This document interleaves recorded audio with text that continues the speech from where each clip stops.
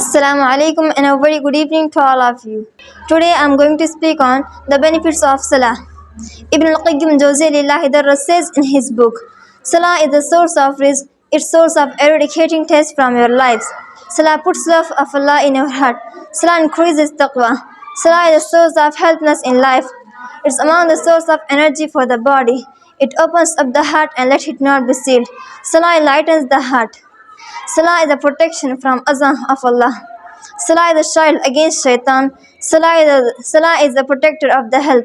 Who prays Allah keeps it healthy. It rides away the illness of the body. Salah is the source of enlightening up your face. It's sign that you love Allah. Salah is the door of greatness in dunya. Salah is the source of getting close to Rahman.